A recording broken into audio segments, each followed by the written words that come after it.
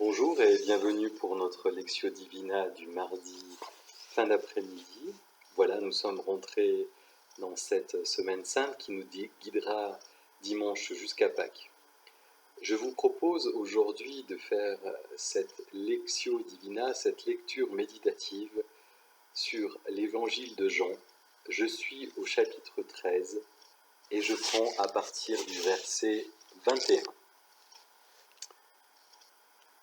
Ayant ainsi parlé, Jésus fut troublé intérieurement, et il déclara solennellement, en vérité, je vous le dis, l'un d'entre vous va me livrer. » Les disciples se regardaient les uns les autres, se demandant de qui il parlait. Un des disciples, celui-là même que Jésus aimait, se trouvait à côté de lui. Simon-Pierre lui fit un signe.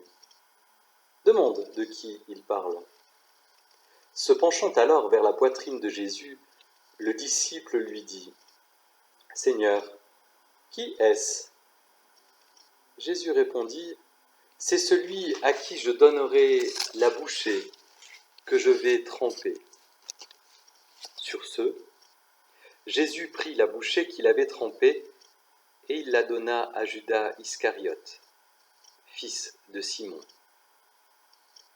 C'est à ce moment, alors qu'il lui avait offert cette bouchée, que Satan entra en Judas.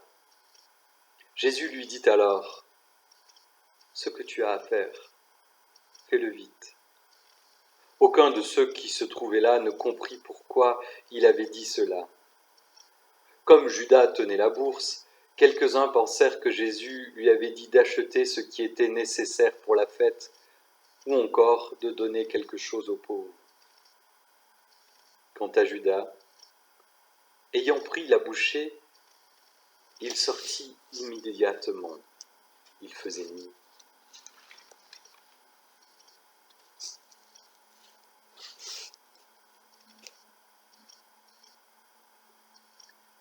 Ayant ainsi parlé, Jésus fut troublé intérieurement, et il déclara solennellement, « En vérité, je vous le dis, l'un d'entre vous va me livrer. » Les disciples se regardaient les uns les autres, se demandant de qui il parlait.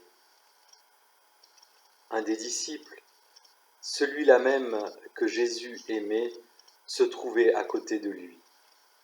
Simon-Pierre lui fit signe.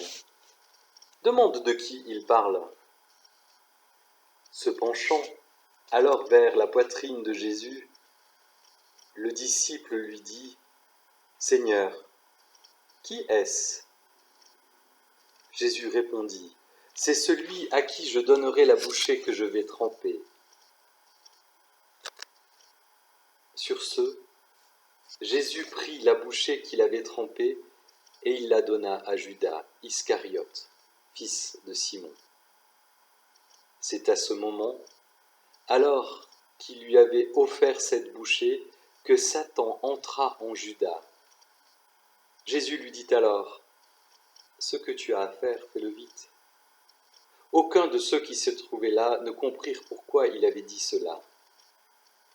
Comme Judas tenait la bourse, quelques-uns pensèrent que Jésus lui avait dit d'acheter ce qu'il était nécessaire pour la fête, ou encore de donner quelque chose aux pauvres.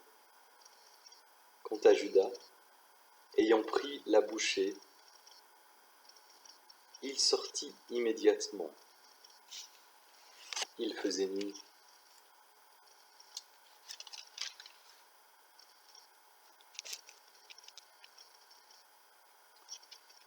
Quelques mots dans le texte. Jésus fut troublé intérieurement. En vérité, livré. Celui-là même que Jésus aimait. Simon-Pierre. Poitrine. Qui est-ce ?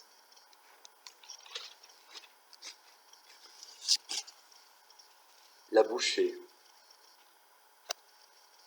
Judas Iscariote.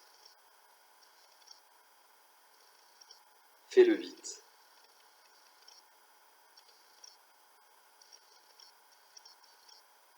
Immédiatement, il faisait nuit.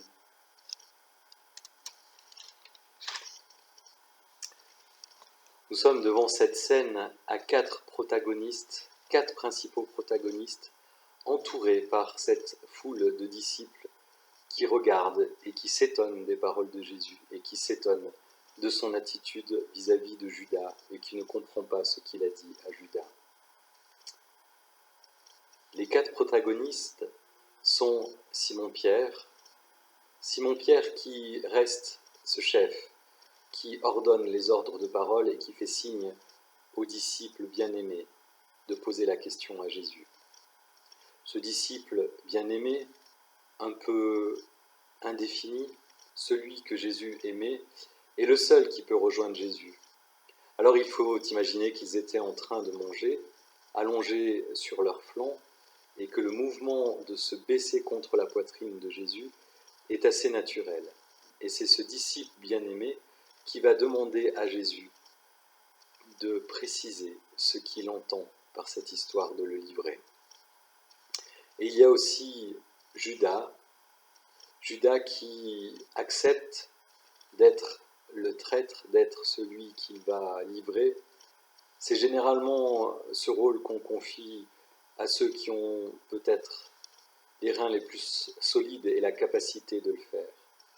Et Judas va le livrer parce que Jésus le lui a demandé. Ce texte commence par le quatrième protagoniste par qui tout arrive, Jésus, avec cette mention de son trouble.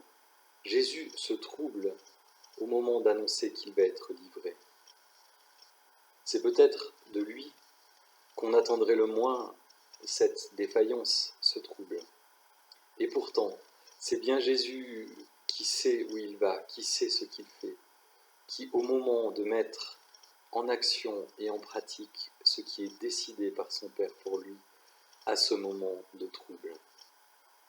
Alors notre Semaine Sainte est troublée, et à l'image de Jésus, il ne faut pas affaiblir, mais continuer de cheminer sur ce chemin de Pâques pour accueillir et recevoir la vie qui revient, la résurrection de ce Jésus-Christ aujourd'hui troublé.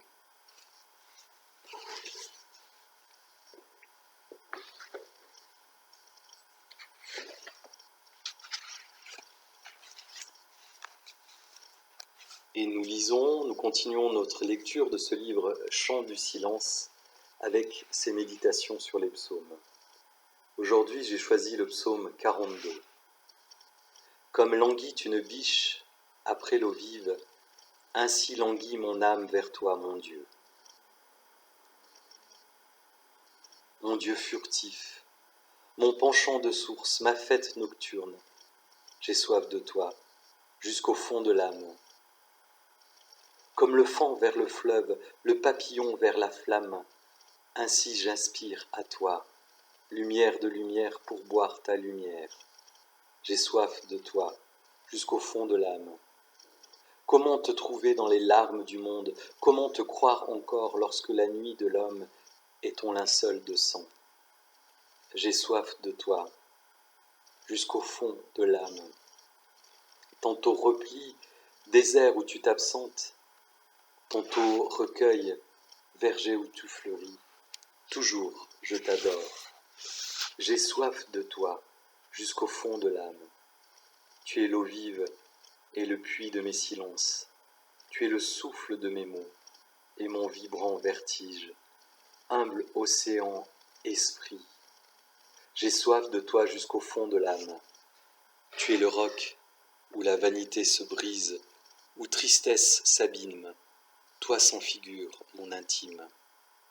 Mon Dieu furtif, mon penchant de source, ma fête nocturne, j'ai soif de toi, jusqu'au fond de l'âme. Amen.